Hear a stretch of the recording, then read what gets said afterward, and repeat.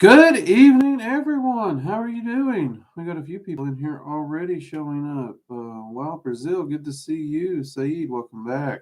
Um, just getting started, so we'll give people a little bit of time to start ticking in here and saying hello.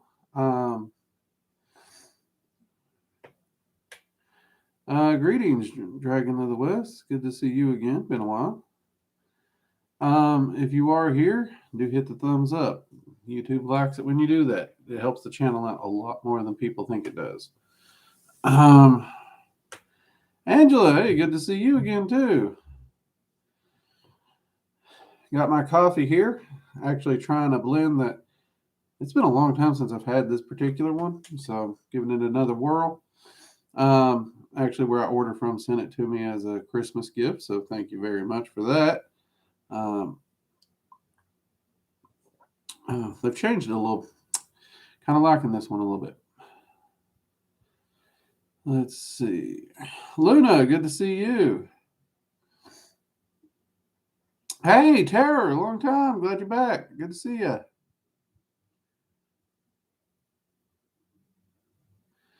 Yeah, actually, it has been a busy and hectic holiday season here. I'm not gonna lie. I have been going almost nonstop, though I am still doing my best to have fun. I am utilizing the holiday meditation that I shared with you all. Um, we are planning to do something for the solstice on Tuesday. I think my last holiday video actually comes out on the solstice, which is about celebrating Yule, some simple ways to celebrate Yule, and ideals for the holidays for everyone, not just Yule, but the season in general, and things that I actually will be doing, which we will talk a little bit about that as well here. Um, we did actually have a holiday party to attend on Friday, so me and the wife got gussied up and heading out to that. It was for her work. Had a lot of fun there. Had fun goofing off and chatting with people she works with. And it was a lot of fun. It was good to get out. I also enjoy an excuse to dress up. I'm just that way. As far as what we're planning to do on the solstice, I got some ritual work I plan on doing. Some of it's going to be working with the Fae. Some of it's going to be touching in with the Norse and really getting ready to ramp up for the path working. And I'm getting ready to start in the new year. So that's all coming up, as well as some just general ritual work that I like to do during the solstice as we do get ready for that the sun to return and the year to warm up and that wheel to continue turning. As far as beyond that, since it is in the middle of the week, we're going to postpone the most of our festivities, like our Christmas dinner and our Yule dinner and stuff like that, to the weekend. In which case, I'll actually be doing the very same roast I shared with you all how to make. Let's see. Hope that answers a little. Dragon of the West, what do I think about self initiation? I generally think it's fine. There's a few exceptions to that. You can self initiate yourself into magic. You can self initiate yourself into a lot of things. I do not believe you can self initiate yourself into a tradition if the tradition does not allow it. Perfect example of this is voodoo. Voodoo is not a self initiated system at all. And you cannot self initiate into it and then claim you are amongst the voodoo practitioners. So there is limits to it, but just because there's a limit to the traditions doesn't mean you can't begin practicing. These people who say you can't practice magic or be a pagan or call yourself a witch or any of these other things, if you've not been initiated by a rank 3 high priest or priestess born under the new moon or full moon, blah, blah, that's crap. Anyone can practice magic if they just wake up one day and be like, I want to start practicing magic today. You can easily do that. And you can self initiate yourself into many, many paths. There are certain paths that are closed off that do require you to be initiated. by a pre-existing member and elder of the path. Now, let me be clear here. When I say you don't need someone to initiate you into magic or witchcraft or even Wicca, that's true. But if you want to join a very specific path of the craft, say Gardnerian or Alexandrian Wiccan, any of these that are very, very specific, then you need to be initiated by the members of that tradition. It's actually disrespectful in my mind to do otherwise. But that's only if you wish to be a member of that specific tradition. So you need to do your research on the tradition if you're wanting to join a tradition.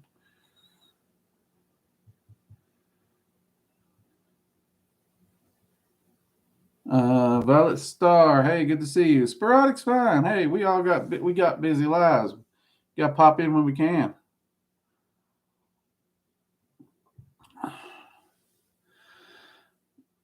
Tara, I've been doing pretty good. Been pretty good. Staying a little busy, juggling a lot of things, but overall, I got to say, I've been doing pretty good.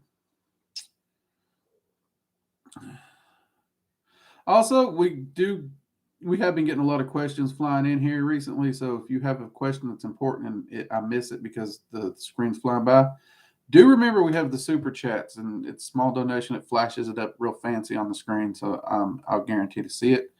Or if you just want to make a small donation to the channel to help us out and keep the lights on, you can also do that. Or as someone said, buy Drake a cup of coffee. Lord knows I need that. Let's see here what we got. Somebody said they have a question up here. I know I saw it. There it is.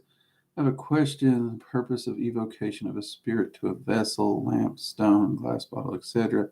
Is it a thing where I look at it and have this memory attached to it, or is it more? Violet, okay, if you're using just a vessel for evocation, for example. Everybody meet Bob. Okay, Bob here. Bob's a skull. Now, let's say I wanted, not a real skull, but if I wanted to use this as a focus for my visuals during evocation, and I wanted to look at Bob like I'm doing Shakespeare, and à tout brute, Bob, and I wanted to evoke an entity into said vessel. All this is, it's the same thing as using a mirror for evocation. For some people, this is easier because in this case, the structure of it is very human, it's very relatable, and the spirit can imprint and fill in the details, much like a computer rendering a face over a skeletal structure. And that allows a evocation focus. Now, after the evocation, the spirit leaves. It's not bound, it's not trapped, it's not stuck there. And this will just remain this. So there's that method of using it. Now, there is the method where you could dedicate an object in your home to a particular spirit that you work with a lot. In which case, you could get you an army of Bobs, and on the Bob, you could decorate it in some way related to said spirit that you're working with. Maybe paint the sigil up here on his head somewhere. Just decorate it however you wanted. And then you could use it as an evocation medium, but it also works as the spirit doesn't inhabit it. Let's make this clear. The spirit does not inhabit it. The spirit does not live there. However, it does create a tether that allows you an easier connection to the spirit, and the spirit an easier connection to this realm for you, allowing the two of you to communicate and stay in touch far easier, kind of like having a spirit on speed dial. So that would be the main reason. There are people who want to talk about binding and securing demons and spirits into vessels and bottles. I'll be honest with you, most of these things that they're claiming to bind into these bottles and vessels, they're not bound at all. And most of those vessels, especially the ones you see online, they're empty, plain and simple. They are empty.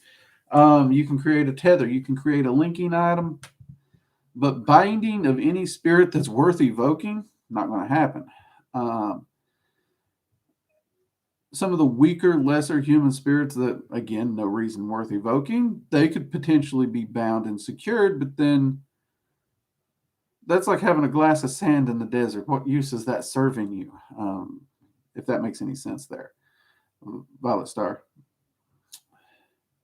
Which actually, evocation items like that is one of the topics I'm wanting to dive into deeper here on the channel, especially in the evocation class, once we start the filming of it. Alexa, good to see you.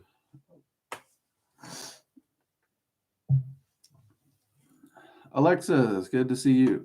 I had to change your name because I got one of those contraptions over here, but I got it muted now, so we're good.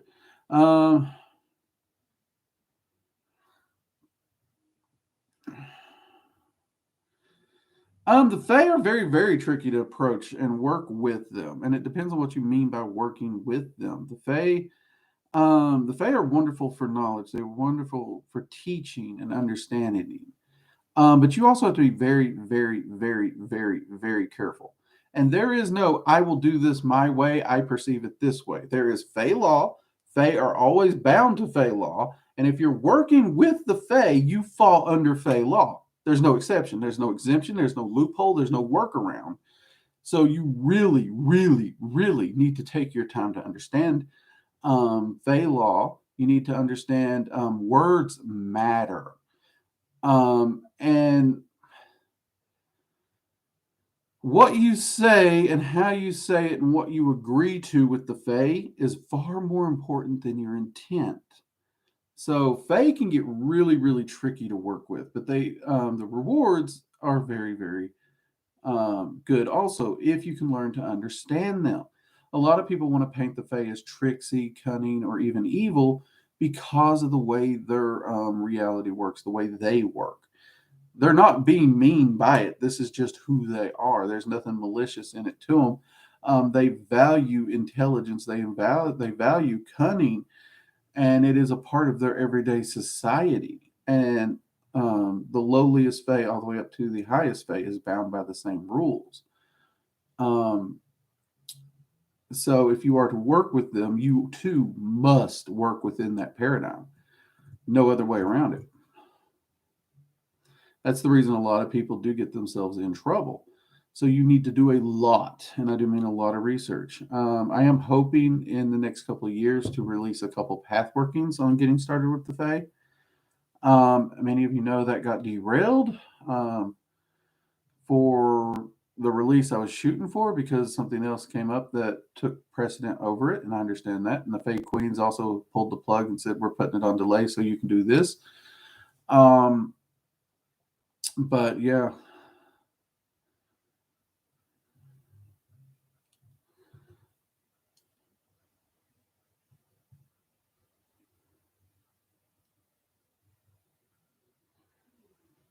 Yeah, and see, just as a physical vessel or representation, exactly.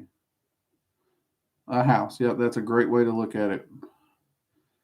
Bernaldez, hey, good to see you.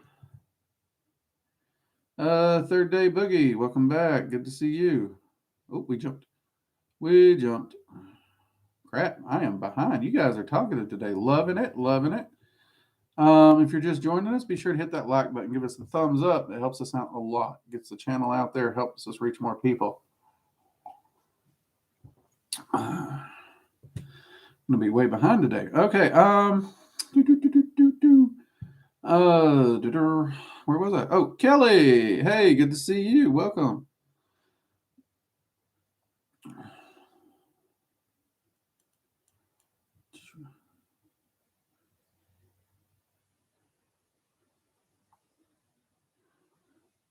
Dragon of the West, how does that kind of initiation happen? What, a self-initiation? Okay, you have to understand, we are already connected to magical currents. There's no special secret formula that magically plugs you in that's going to just suddenly change you from who you are today to after the ritual. So an initiation is just a ritual of commitment that holds you to account and holds you to the path. That's it. So you can easily write a self-initiation, which is a promise and an oath, um, and an intent to walk that path. It's really that simple.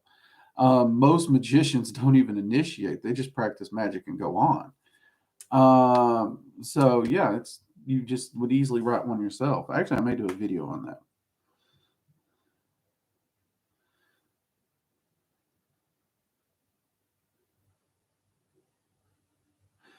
Do the Fae have parties or cool celebrations during the solstices when they switch hemispheres? Oh yeah, oh yeah. They throw them some serious hootenannies during those times, and during the equinoxes as well.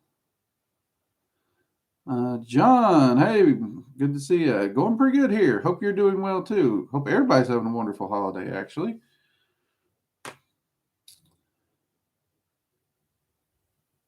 Bob needs a Santa hat. Well, hold on. Actually, you know what? I think I got one.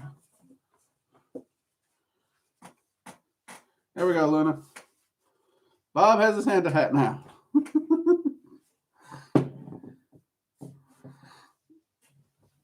We gave Bob a Santa hat, Luna, just for you.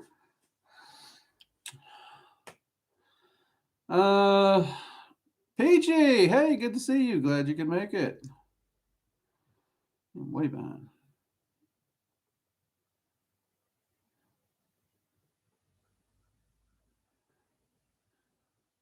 Question about the energy. Okay, hold on. Kelly, question about the energy for spells. If a person has / had depression and made a spell using his energy as payment, does he / she have a relapse for 1 or 2 days after? Also, hi, Bob. Okay, you guys are going to make me put this freaking skull in the videos more often. I can see that. Energy is energy is energy, Kelly. You can utilize any energy that you so wish for spell work or offering or whatnot. And if the entity agrees to it, fine and dandy. So, in the cases of depression, I've actually heard of a lot of magicians who do this. If you actually wish to offer up energy and that's going to help remove and pull away that depression, here's the thing: we work like a cup. That cup has a limit.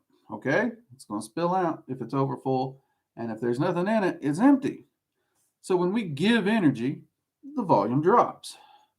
Now, the way the multiverse works, if there is a vacuum, it's going to fill, which is a good thing technically. Oh, realized I need some coffee. Um, so in the case of something like depression, yes, getting rid of that energy can be helpful.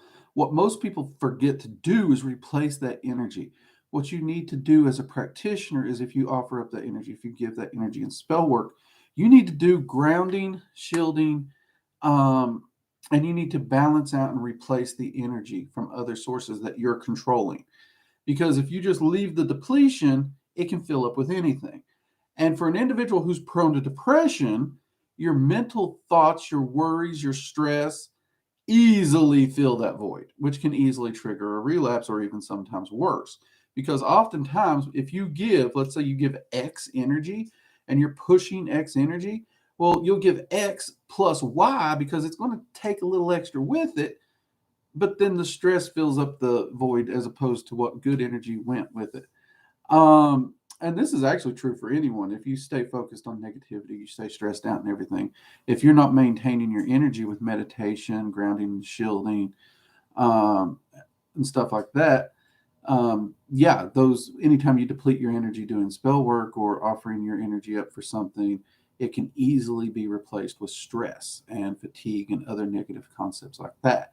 That's why meditation, grounding, and shielding are foundationally important for all practitioners across the board without exception. And that's why people who try to put the cart before the horse and try to jump from, I ain't never done anything, to let's do evocation and all this other stuff that's viewed as advanced, always ends up biting themselves in the ass. I hope that helps a little, Kelly.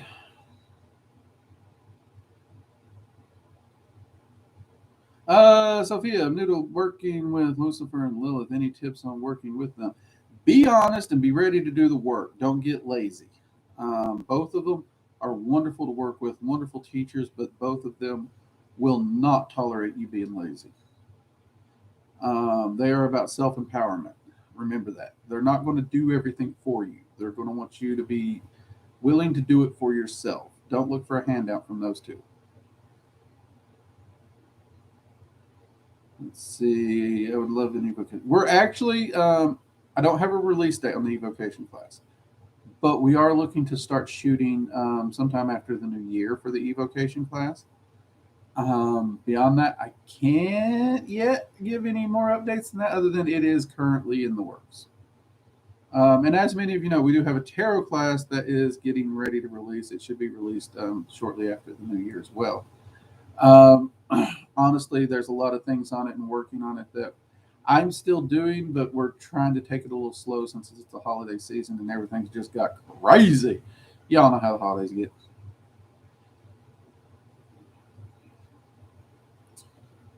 Let's see. Oh, we jumped. Crap. Okay, I'm just going to have to. I'm not going to be able to get to everything through. Please put the Santa hat on you yourself. I can do that. I've worn a Santa hat on here before, I think. I know I've. There we go. There we go. Um,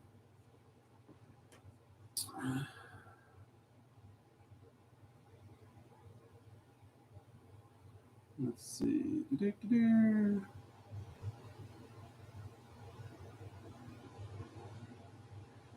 Yeah, I was way behind here. I'm sorry, people. I'm missing so many of these. Much better. Happy Christmas. So if you remember, yeah, remember to hit that like button. It really helps the algorithm, people, which really supports the channel. It's um, and YouTube, they're always playing around with how the algorithm happens, and you know, so occult channels aren't exactly what most people call a priority. So now we're gonna rearrange that. There we go. Okay, that's good. Um,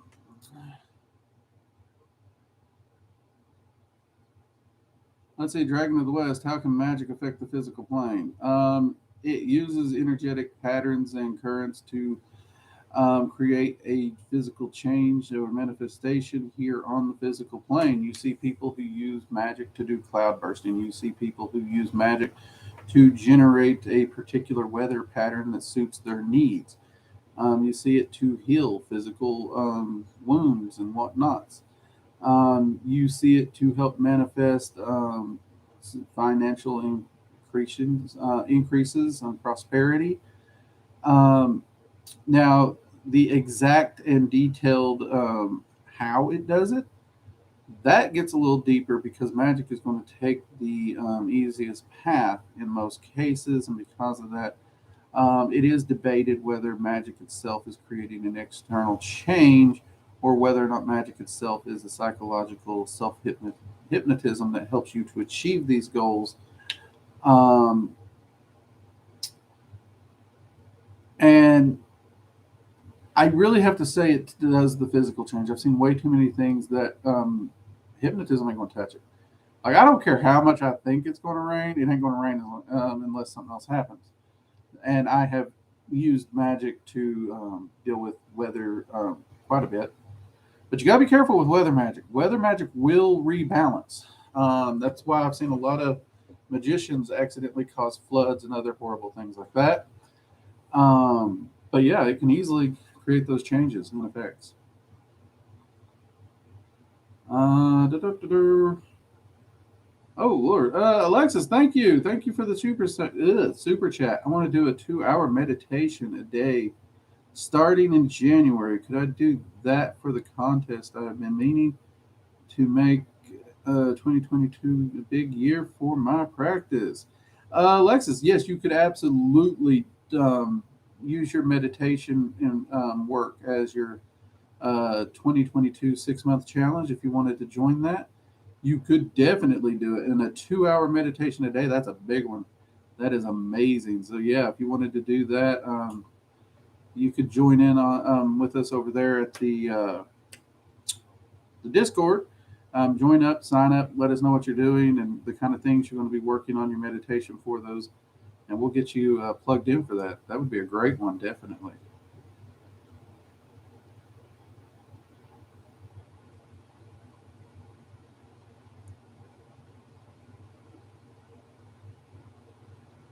Let's see. Bob emoji coming soon. We might be able to get a Bob emoji. Hey, Jade, better late than never. Glad you can make it. Well, that's true. We already do have a. We got a skull up there already. We'll have to figure out something.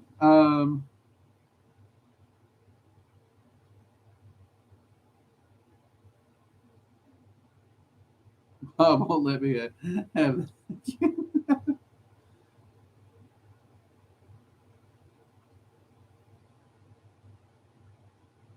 Dragon of the West, do gods and their attributes and personalities change over time? Here's the thing, okay? We've got this weird ideal that gods are just kind of plugged into this.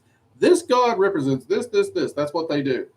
And in a lot of pantheons and a lot of mythology, that kind of seems true. Um, but it's not always the case. And even in the pantheons where that is true, they may be god of, insert random thing here, they still have a freaking personality. They're still individuals. They are not limited only to those things. They can still work in other realms. These entities didn't just go along the learning road and then be like, well, the humans wrote a book, let's get off the train and just stay. So, no, they're growing individuals. I mean, they still remain who and what they are, but they're still growing. They're still learning. Um, it's kind of, I mean, so yeah, they will stay true to their origins, but they still grow. It's not like they're static and locked in some little time skip where they never, ever, ever, ever change. Um, Literally, the multiverse changes. Nothing is ever static.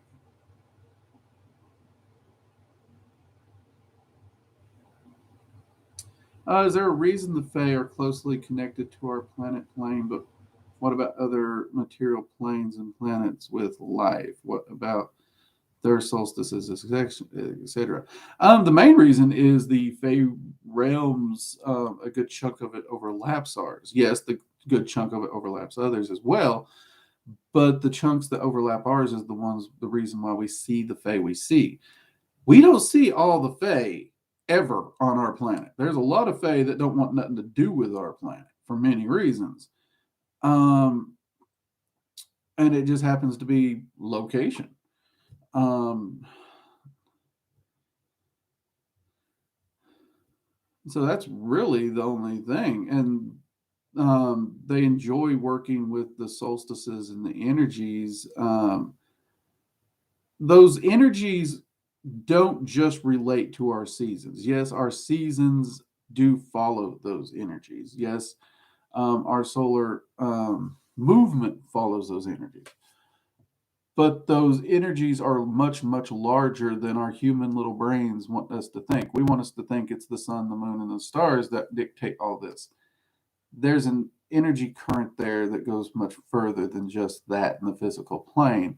And it does go into other planes as well. It may manifest in different ways, which is kind of cool. But that the Fae themselves, they they just focus on that energetic shift itself. It's not really the year and season that they care too much about, if that makes sense. A lot of people have this concept that the Fae are defenders of the wild and nature on our planet. They really don't give a rat's ass about our planet. They really don't. In fact, they actually think we're quite silly when it comes to how we perceive nature. And most of the people who claim to work with the Fae actually tend to laugh at them because they will watch these people who claim to work with nature and understand nature, and then they don't understand nature at all. They don't understand survival of the fittest. They don't understand what the wild primals of nature is. Um, and the very basic concepts of natures they would deem unfair if applied to their own lives. So yeah, they are interesting beings.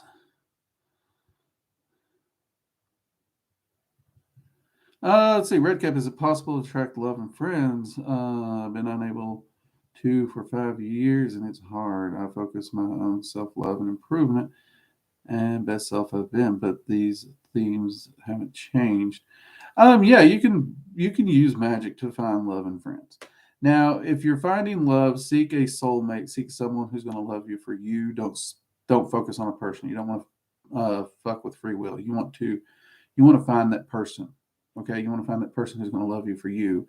But I love that you've already been focused on yourself, because you need to love yourself. I love that. That's good. That's good. Good thinking there. And yeah, you can easily draw in friends. You really can. But focus on what it is you want in a friend. Me, I'm a small circle guy. I like a group of friends that I can trust. It's a tight knit group. I don't do the many friends. In my time, I found just hundreds of friends is a great way to be let down by people. So I do the smaller group of friends, and I'm very close to those. But both have their pros and cons, because I'm at that age where my friends are, starting to go out into the great by and by, which makes my pool of friends much smaller. And at my age, it gets harder to find people with my interests too. Um, Interestingly enough, being a cult individual on YouTube seems to have increased those odds, but um, those with larger friend pools than what I would keep, though, a little easier. But so they both got their pros and cons. You got to find out what you're looking for, but you can use Magick for that.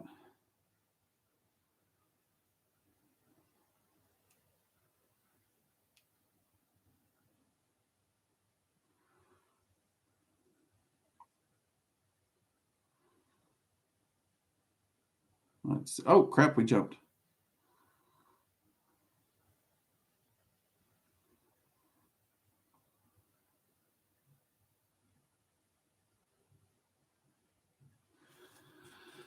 Let's see.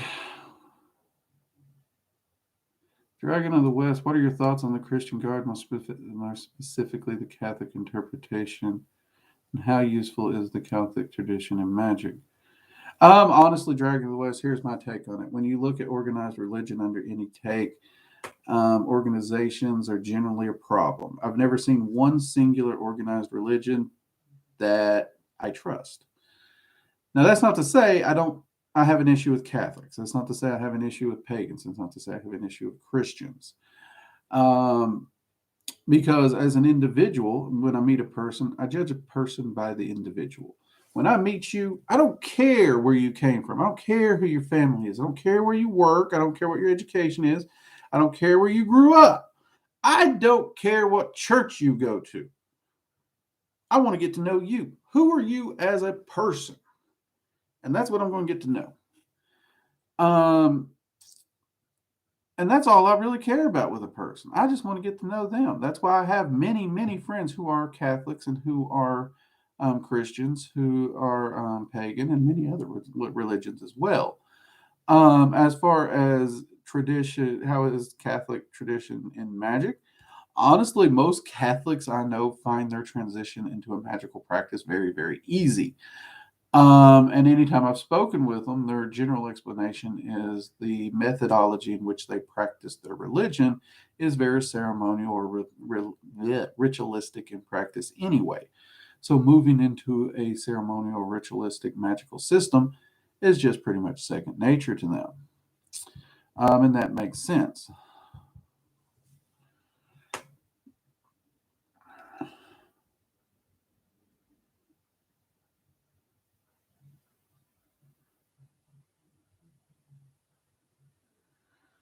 Let's see. Do-do-do-do. I love the hat. Thank you, Lunabelle. Thank you. Glad you all enjoy the hat.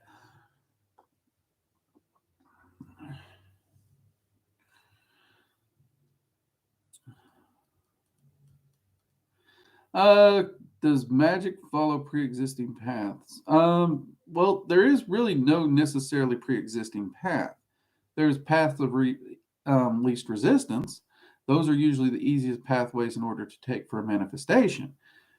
But a magician worth their salt can actually move energy. Okay, when we say magic, we're essentially moving energy toward a outcome that we want. Think of magic as probability enhancement. You're enhancing the probability of a specific outcome in which you are seeking. And yes, you can move that. It may take more work. For example, if I wanted to take and get me a canoe and I wanted to canoe south, okay, I could easily jump on the Mississippi and truck it on south. Just boom, I'm heading south. But now let's say I want to take the Mississippi and I want to head west. Well, there's many ways for me to head west. Many ways. And depending on where I want to head and how far west, you could even take the Mississippi. Granted, it might not be far because the Mississippi mostly is a predominantly southern facing river. But if I got me a shovel, a bulldozer, a backhoe, and I decided I wanted to really do some digging and redirect the water flow, I could create a river off of the Mississippi that headed west. It is doable. And with Magick, it's the same concept. You can actually redirect energy currents into a specific destination. In fact, that's the entirety of Magick, Dragon of the West. If you just check out my Mercury retrograde video, that video, its entire premise is a magician should always be in charge of all the energy that is affecting their life, period. We are not at the whims of fate. We are not at the whims of the multiverse. We are not at the whims of some randomly flowing current. We are not at the whims of the moon, the stars, and all this other astrological stuff. A practitioner has the ability to reach up, grab hold of those energy currents, and shape them into a manifestation that they want, as long as you are wanting to put the time, the effort, the practice, and the training into developing the skill set. Magick is not a light switch solution for problems. It's not a light switch solution for life. It is a skill set that requires training, practice, and development, and usually years of it. But it is possible.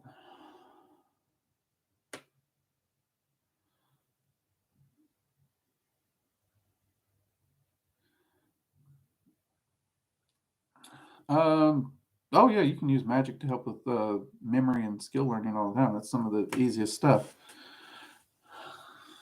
Sigil magic, candle magic, evocation, cord magic, all those can help in that.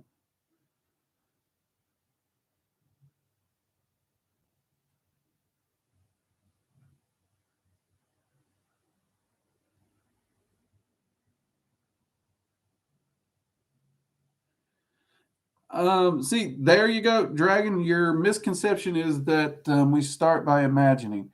Your arcane sight and your arcane senses function off of the mind. So, yes, astral projection is essentially utilizing what most people would refer to as an imagination in order to get the projection. You're already there if you're able to get the projection moving.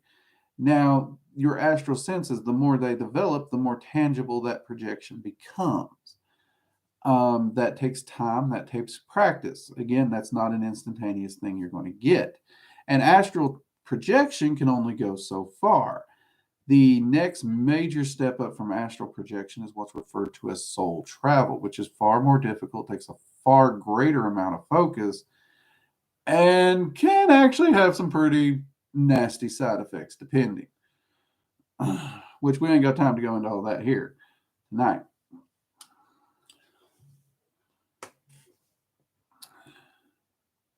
See, have I missed anything? I'm sorry if I missed any questions. It has been busy. We got things flying across the screen.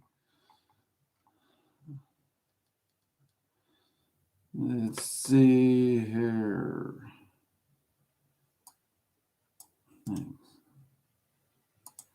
Is that a different?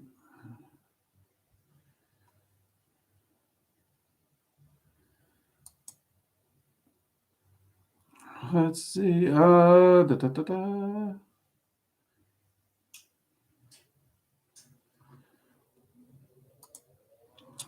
see. Angela Phoenix is, I'd have to look it up. There's 72 of those entities, and I don't work with them daily. I'm drawing a blank on that one for some reason. Angela, I do apologize. We are doing a series, and I don't know where Phoenix falls in that series, but we are doing all 72, so eventually I'm going to get there.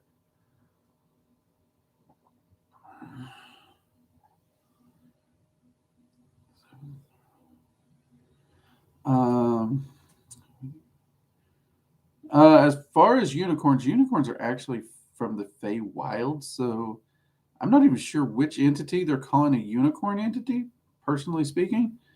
Um, but it wouldn't be a true unicorn in the Goetia, if that makes sense.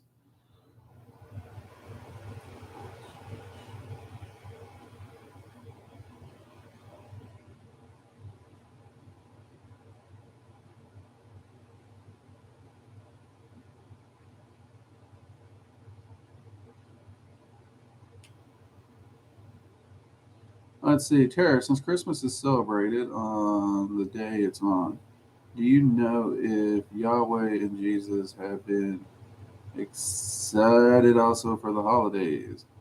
Do you know if they have lovely celebrations in their world? Yeah, most entities actually celebrate this time of year, the energy shifts and the like, um, and or just the celebrations of the followers themselves. They'll even enjoy those as well. So yes, Yahweh and Jesus, they definitely do enjoy this time of year. In fact, they love the generalized concept and ideology of the goodwill toward all, helping out your fellow man, those kinds of concepts. Um, and it does sadden them from time to time when we as humans fall short of it, which is understandable. But they enjoy it in their own little way.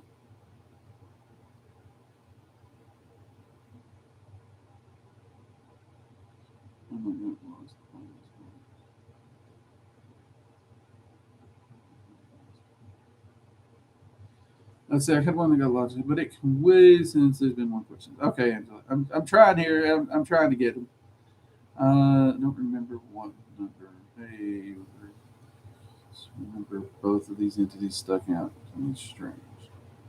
If you can shoot me a private message on Discord, Angela, I will try and get you that information on those two goetic entities a little bit for you.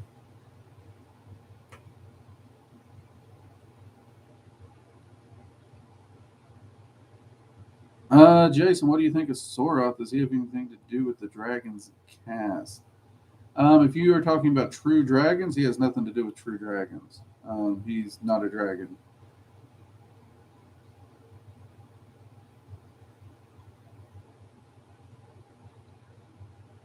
Let's see, Alexis, thank you again. Wow.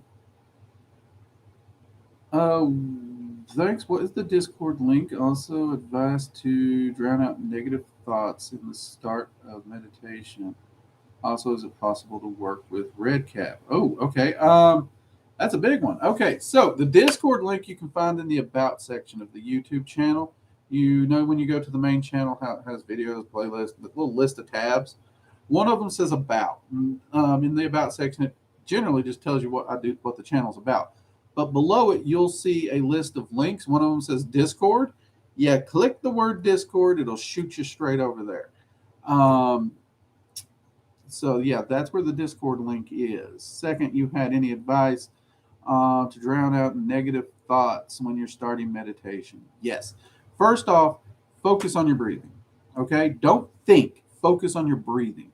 That's one of the reasons breathing exercises are so freaking amazing when it comes to meditation. You don't think, you focus on your breathing. Okay. Um, Now, as you breathe, the only thing you're going to be focusing on as you breathe out, every time you breathe out, you're relaxing. Okay, you're just relaxing. You're feeling your muscles loosen up and you're just relaxing.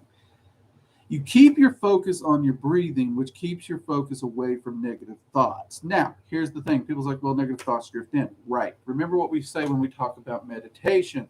Something drifts in, you look at it. Is this useful? Is this what I need? No, push it away. Keep your focus. Meditation is all about focus. It's about teaching us to focus.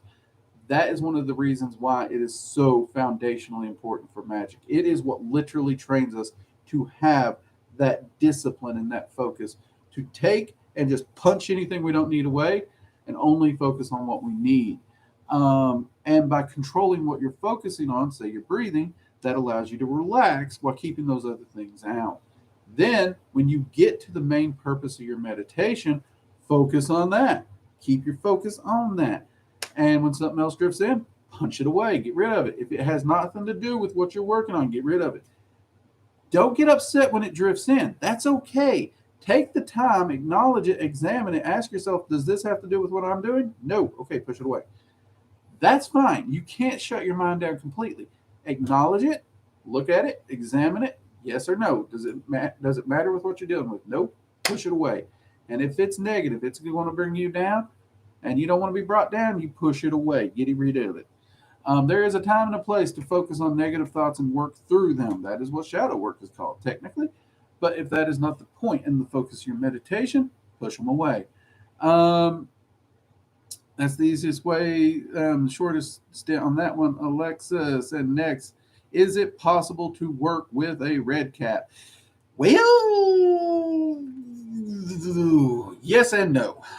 Technically speaking, red caps will not answer to anyone outside the Fey Lords, Ladies, and or the Fey Queens. So it is theoretically long shot possible if you are doing the correct workings within the Fey realms to work with them in the Fey realms. If you run into a red cap in the physical realm, you done fucked up. You did. You done screwed up. Red caps have one job. That is to protect the Fey border. That's it. That's their job.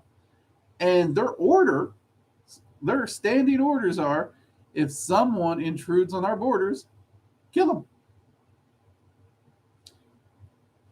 That's it. That's their order. That's why they actually get the name Red Caps, because they literally kill trespassers and soak their hats in the blood. And that turns it that red color. So generally, just one-on-one, no, it's not possible to work with them. You wouldn't want to. That's a great way to get yourself hurt. So the easy answer would be no. But if pushed on it and through twisty, pretzely, malfunction junction roundabouts, you could eventually, but you'd have to work with a lot of other Fae before you work with a red cap. Yeah, we are quite popular tonight. Oh, Luna, thank you for the link there. Oh, crap, we jumped. I am way behind here. What are you... we jumped again. Angela, your videos have been helping me there. I'm glad the videos are helping. Hey, Jacob, long time. Good to see you.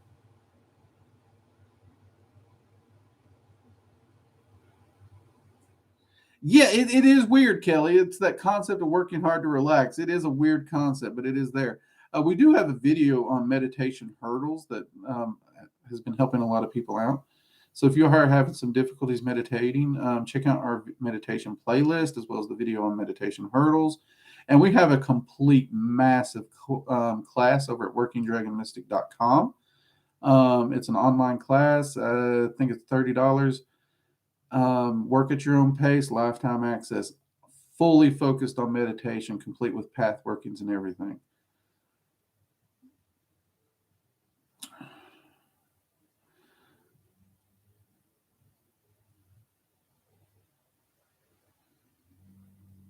Let's see. The word Discord made me think of Discord. So when I arrived in my inbox regularly for a while, made me think of Discord. Just lived through or stuff that. It's a funny thing. Maybe I should not say that at all. I'm too sensitive.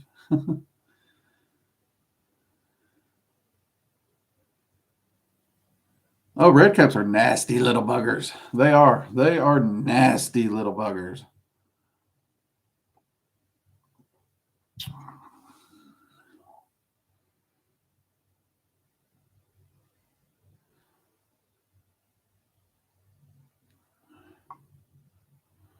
Let's see. What do you mean? How would I describe the winter and summer Fae? Technically speaking, one of the things I would point out about winter and summer Fae is people think summer Fae are good Fae, winter Fae are bad Fae. Wrong. I would actually say in most cases, more people get in trouble with summer Fae over winter Fae. The reason being, Both groups of Fae are just as cunning, just as mischievous, and just as dangerous. They are equal. They are two sides of the exact same coin.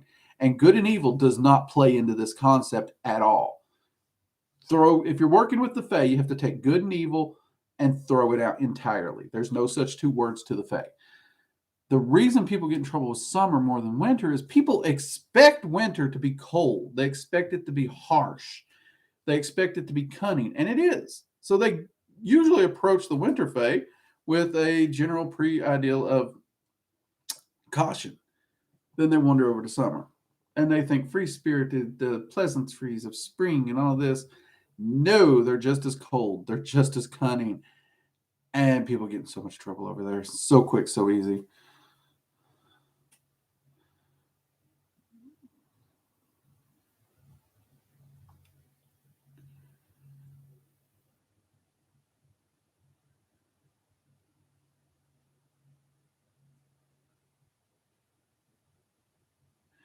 Oh, the red caps are actually quite important, and they do their job very well. That's actually why they're so terrifying. They do their job very, very well, and they are very interesting. Um,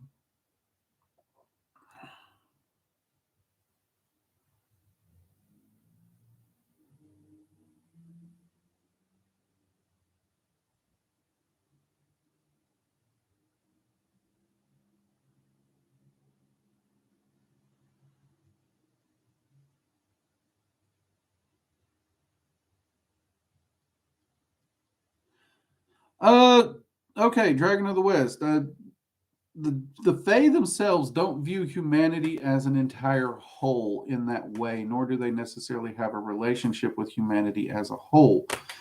The Fae don't give a rat's ass about humanity as a whole. What they do care about is the individual, and for the most part, in general, they will deal with the individual. And the only thing they care about is how you and their interaction goes. Now, they're bound by Fey law, and if you work with them, you're required to follow and work within that Fey law as well, because you really can't work with the Fey without understanding Fey law, because they are bound to it. Therefore, any action they interact with you is also bound to it, which essentially um, ties you into Fey law while working with them. Um, so yeah, they don't make any blanket assumptions, because making a blanket assumption of any grouping of people of any kind creates a falsified and non-tactical and inaccurate assumption that is dangerous and is of not no value or relevance to them. You have to understand the individual.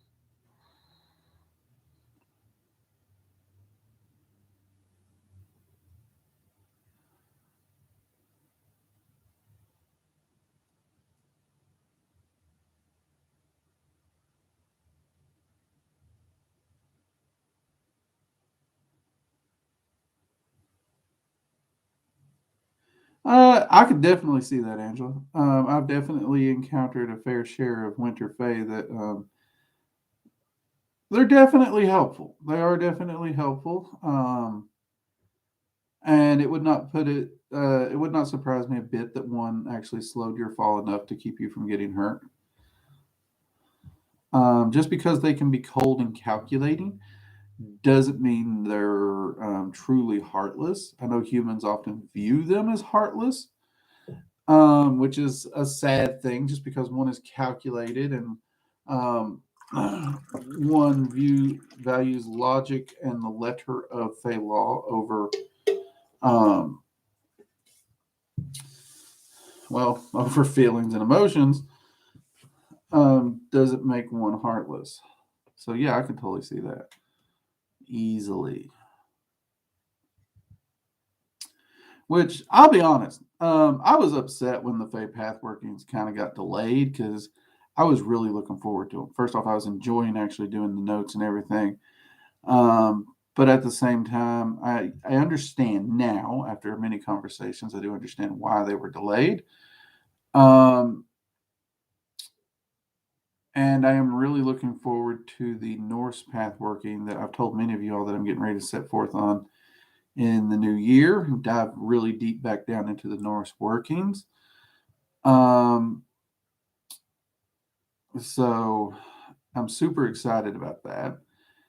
And both the Fae Queens have told me that it's just on hold. So, it will come. I will get that knowledge. I will get those lessons and I will be able to share it. So I'll be doing that.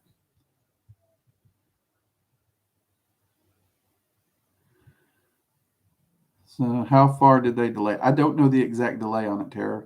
At this point in time, I just know it's delayed until I finish off a few things that are on the table. Some I can, like the Norse pathworking, I can speak on. So I don't really know how far Odin and the others are wanting to take that particular pathworking. Looking at my notes and what they're wanting to do, it's amazing. This is going to take my Norse studies and practice deeper and further than I've ever gone or considered. It's going to be crazy.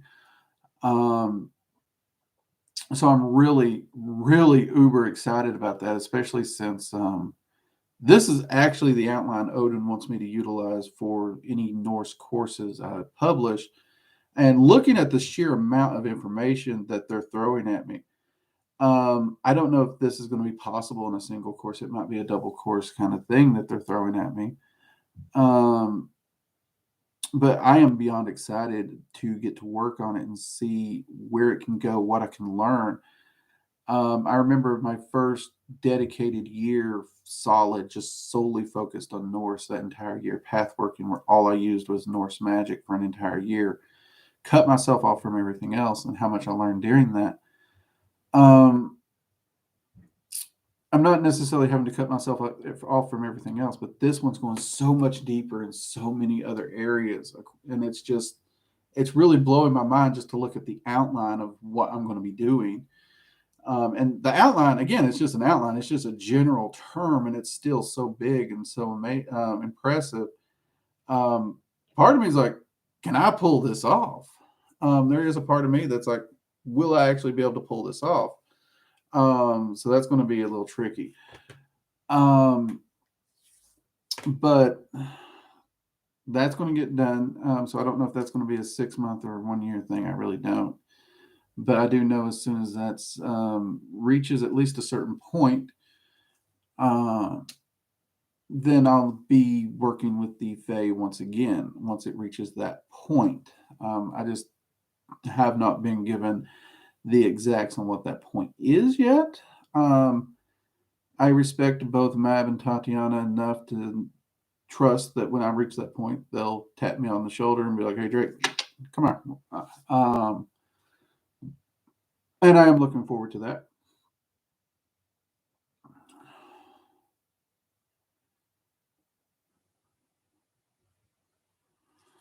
So we will see what happens.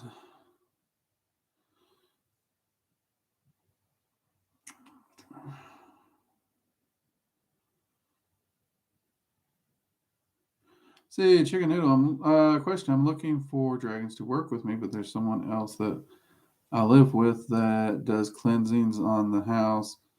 Could this be dangerous? I don't want anyone to know about my practice. Dragons can actually completely ignore magic cleansings and banishings. You cannot cleanse, you cannot banish, you cannot do any of that when it concerns a dragon. So if you're working with dragons, it's not going to hurt the dragon in any shape, form, or fashion. The dragons will just sit there and play around in the smoke or the holy water or whatever they're spritzing on the house. They really don't care. Um, Honestly, for a dragon, a cleansing is basically ringing the dinner bell, if anything else, because it does raise a lot of excess energy in which they can eat, because dragons eat energy. So yeah, if you're wanting to work with dragon magic, that's not an issue. Not an issue at all.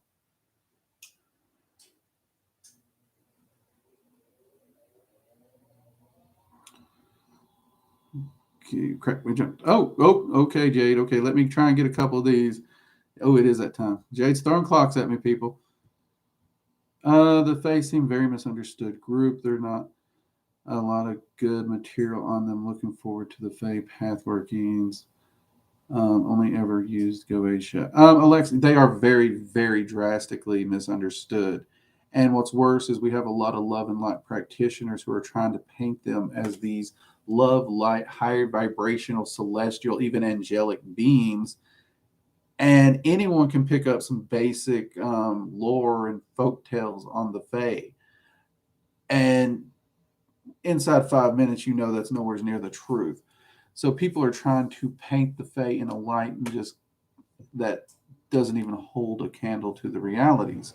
And that's truly sad. That's one of the reasons I'm so excited to get the opportunity to even get a path working out there.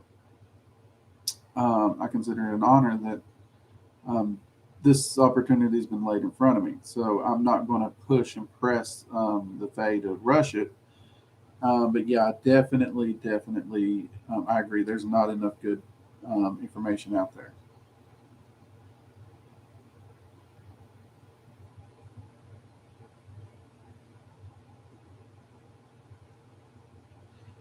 Dragon of the West, is a spell stronger when you use a physical object? Nope. Honestly, the tools and everything, they actually don't matter. They help us focus energy, but it doesn't determine whether or not a spell's stronger. Your focus is and your ability to manipulate the energy is all that matters, not the tool. Angela, you got this. Thank you, Angela. I appreciate the vote of confidence. I really do.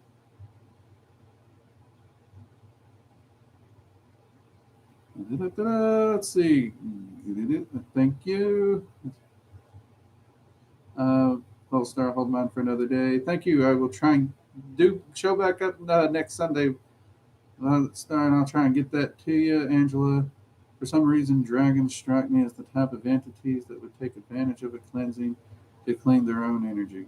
Um, I could see them doing that if they wanted. I mean, they don't really need to clean their energy just in general because they're weird that way. But at the same time, I could see them using a cleansing to roll around in almost like a shower or something because they do have that cat and dog like personality to them a lot. It's like they do. They remind me of like a weird mix between felines and canines, but they are so freaking amazingly adorable. Even though they can be fierce and terrifying, there's something truly adorable about cats or dragons to me, um, because they do have a certain.